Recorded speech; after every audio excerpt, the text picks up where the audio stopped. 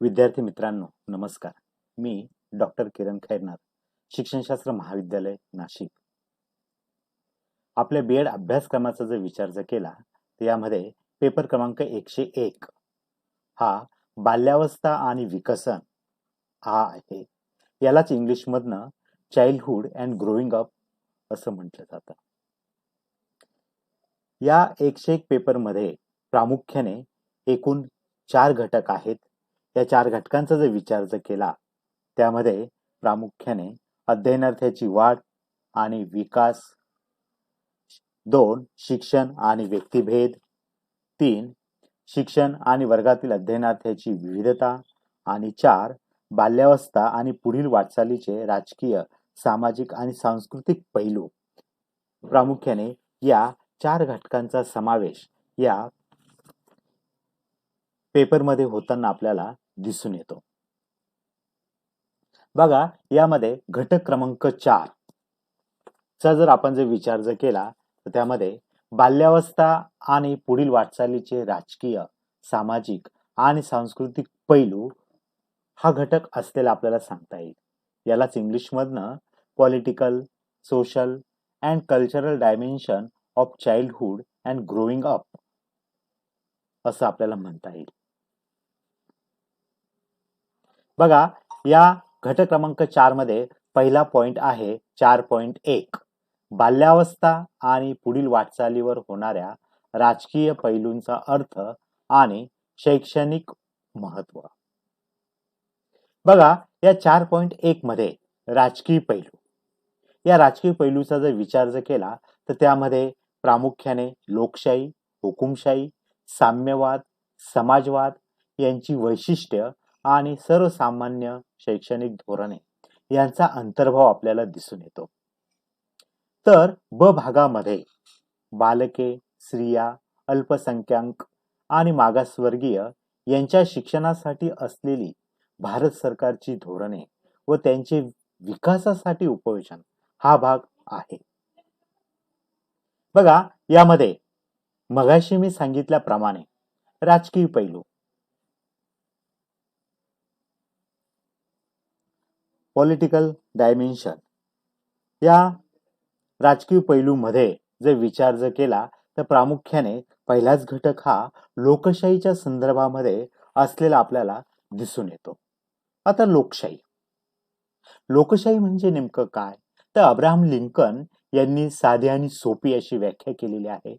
लोकांनी लोकांसाठी लोकांकडून चालविलेले राज्य म्हणजे लोकशाही होय. तसेच प्रौढ मताधिकार व जास्तीत जास्त लोकांचा सहभाग म्हणजे लोकशाही होय. म्हणजेच या लोकशाहीमध्ये प्रामुख्याने लोकांचा सहभाग हा महत्वपूर्ण असलेला आपल्याला दिसून येतो. यामध्ये जर लोकशाही शासन व्यवस्थेत प्रामुख्याने आपल्याला विविध स्वरूपाचे अधिकार मिळालेले असतात. हे अधिकार आपल्याला हक्काने मागता सुद्धा येतात.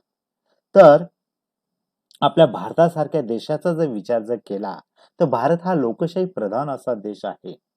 भारताला स्वातंत्र्य मिळाल्यापासून ते आजपर्यंत बालकाच्या विकासासंदर्भात बरेच निर्णय घेण्यात आलेले आहे. त्याची अंमलबजावणी सुद्धा होताना आपल्याला दिसून येते. या लोकशाहीत प्रत्येक व्यक्तीच्या प्रतिष्ठेचा आदर केला जातो.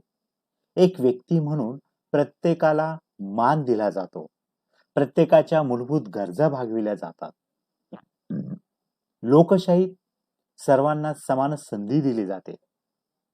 सामाजिक न्याय, प्रतिष्ठा, धार्मिक व सामाजिक भिन्नतेचा आदर सुद्धा हा प्रामुख्याने केला जातो. या शिक्षणामधून बालकांमध्ये आपल्याला जीवनमूल्य, न्याय, समता, बंधुता, प्रामाणिकपणाची जोपासना ही करणं आवश्यक आहे. लोकशाही जर यशस्वी व्हावी असं जर वाटत असेल तर स्वाभिमानी, प्रामाणिक नेतृत्व हे शिक्षण प्रक्रियेमधून निर्माण करणं आवश्यक आहे असे आपल्याला म्हणता येईल.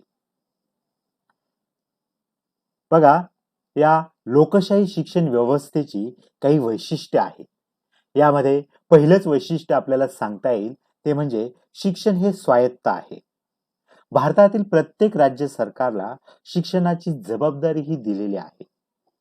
राज्यानुसार अभ्यासक्रम, पाठ्यपुस्तके व परीक्षा पद्धती ही भिन्न भिन्न असलेली आपल्याला दिसून येते. जिल्हा परिषदेमार्फत शिक्षणाचे विकेंद्रीकरण करण्यात आलेले आहे. म्हणजे शिक्षण हे स्वायत्त स्वरूपाचं असलेलं आपल्याला दिसून येतं.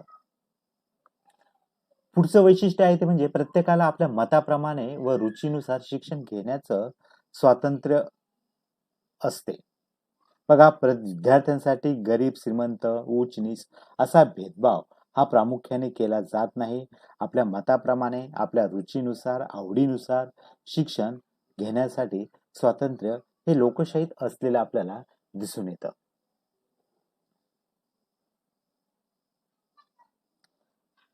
पुढे लोकशाही शिक्षण व्यवस्थेत विविध घटकांचा समावेश केलेला आहे.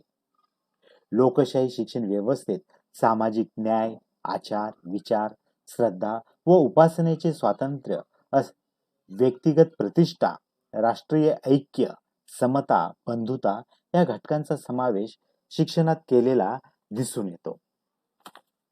पुढे लोकशाहीत शिक्षण हे सार्वत्रिक व सक्तीचे असते. देशातील सर्व लोकांना शिक्षण देऊन त्यांचं वर्तन लोकशाही नागरिकत्वासाठी अनुकूल स्वरूपाचं प्रामुख्याने केलं जातं. पुढे बघा, लोकशाहीत बालकांच्या सर्वांगीण विकासाला प्राधान्य दिलं जातं. यामध्ये बालकाचा शारीरिक विकास, मानसिक विकास, भावनिक विकास, नैतिक विकासावर प्रामुख्याने भर दिला जातो. तसेच लोकशाही शिक्षणाद्वारे वैयक्तिक मूल्यांबरोबरच सामाजिक मूल्यांची रुजवणूक केली जाते.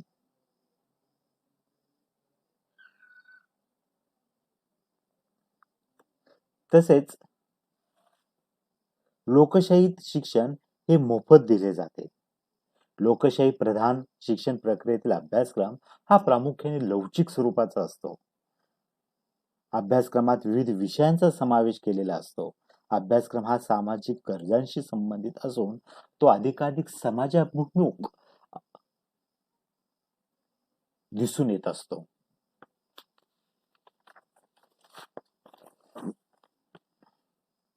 पुढे हुकुमशाही. या हुकुमशाहीलाच एकाधिकारशाही किंवा एकपक्षीय राज्य व्यवस्था असं म्हटलं जातं.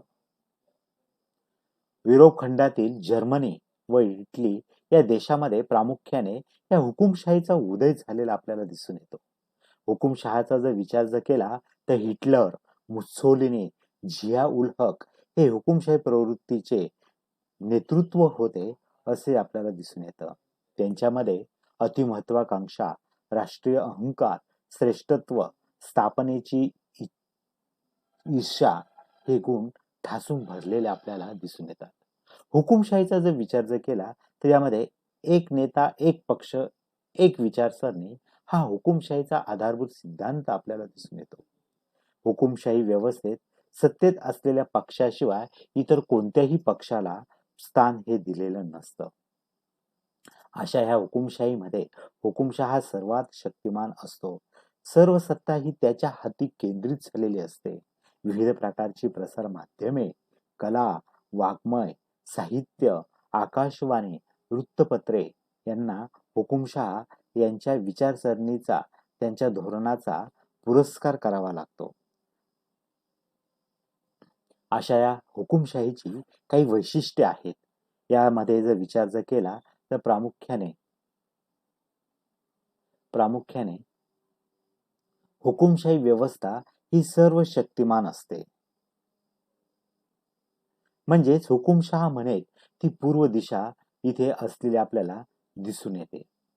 दुसरं वैशिष्ट्य आहे ते म्हणजे हुकुमशाही व्यवस्थेत व्यक्तीवर सत्तेचे पूर्ण नियंत्रण असते. पुढील वैशिष्ट्य आहे ते म्हणजे हुकुमशाहीत राष्ट्रहितातच व्यक्तीचे हित असते. म्हणजेच व्यक्तीला कोणत्याही स्वरूपाचं स्वातंत्र्य हे नसतं.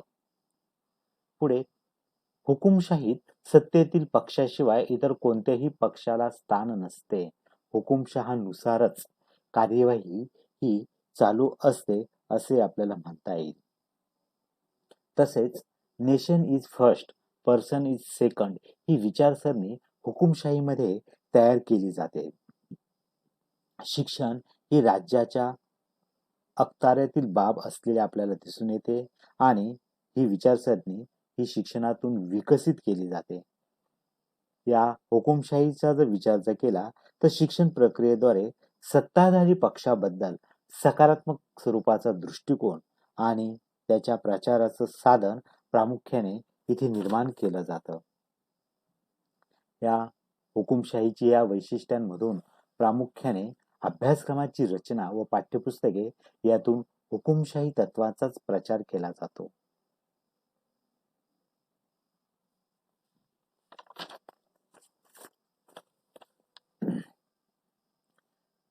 साम्यवाद आणि समाजवाद.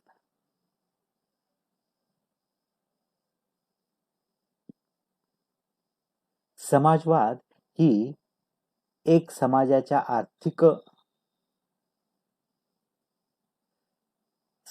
रचनेसंबंधीची तत्वप्रणाली असून भांडवलशाही समाज रचनेस विरोध म्हणून तिचा उगम झालेला आपल्याला दिसून येतो.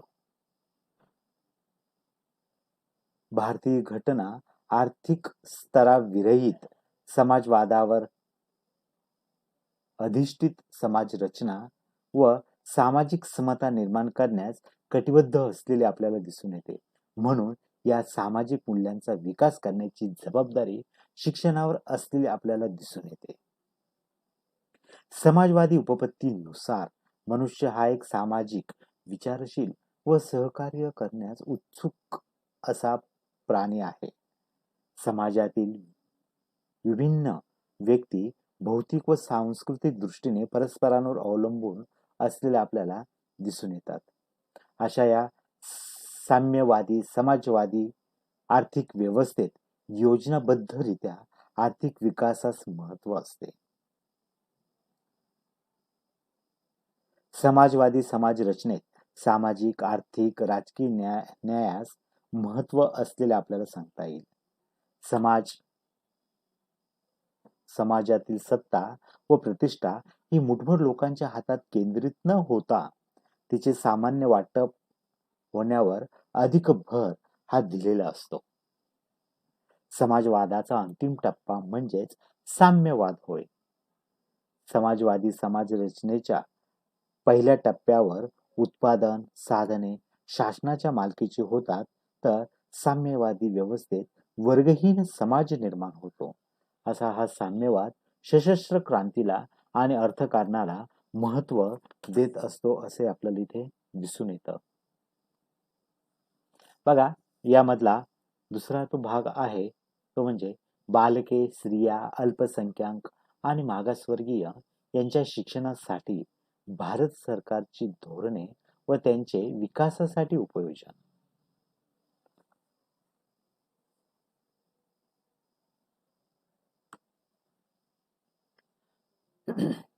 बघा, महाराष्ट्र सरकार, भारत सरकार यांच्यामार्फत अनेक योजना या प्रामुख्याने आखलेल्या आहेत. त्यामध्ये दुर्गम भागातील इयत्ता 5वी ते 10वी पर्यंतच्या विद्यार्थ्यांना त्यांच्या राहत्या गावापासून शाळेपर्यंत पोहोचण्यासाठी सायकली पुरवण्यात येतात.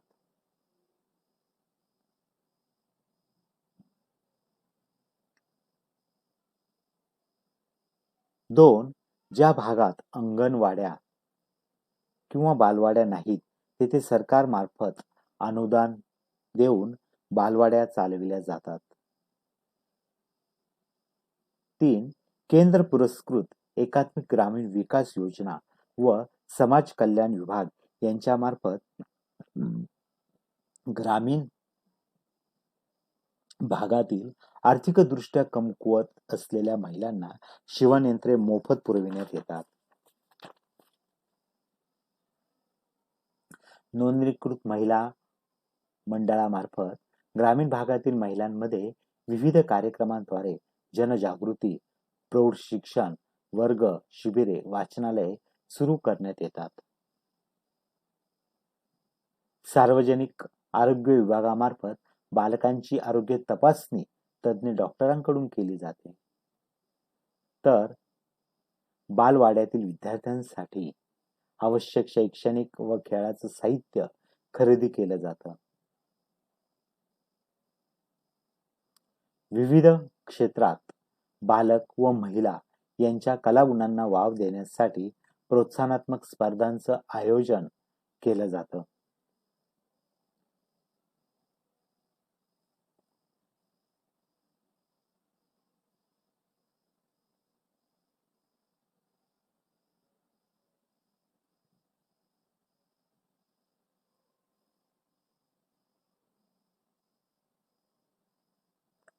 जिल्ह्यातील महिला मंडळे, स्वयंसेवी नोंदणीकृत संस्था यांना ग्रामीण उद्योगधंद्यातील प्रशिक्षणासाठी अनुदान दिले जाते. उच्च शिक्षण घेणाऱ्या आर्थिकदृष्ट्या कमकुवत घटकातील होतकरू मुलांना अर्थसहाय्य दिलं जातं. तसेच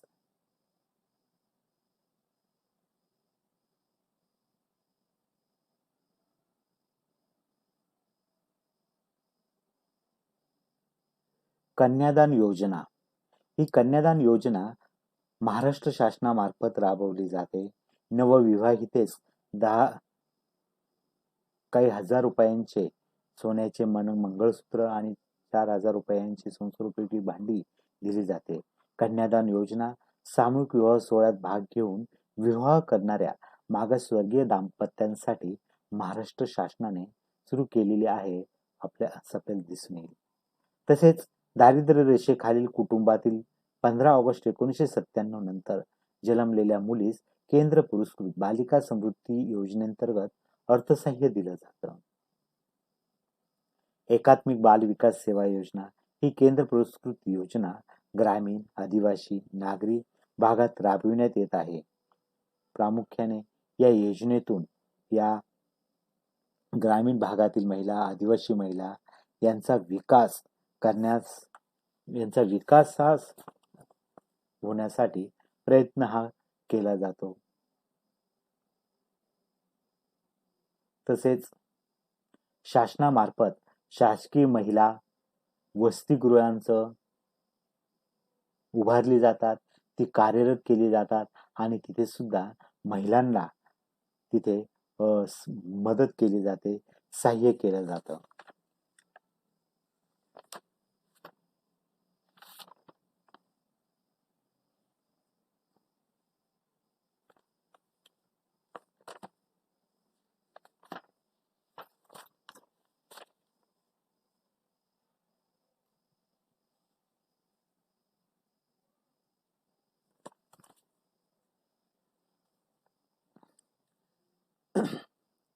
बघा, आर्थिकदृष्ट्या मागास असलेल्या विद्यार्थ्यांसाठी शासनाच्या सुविधा.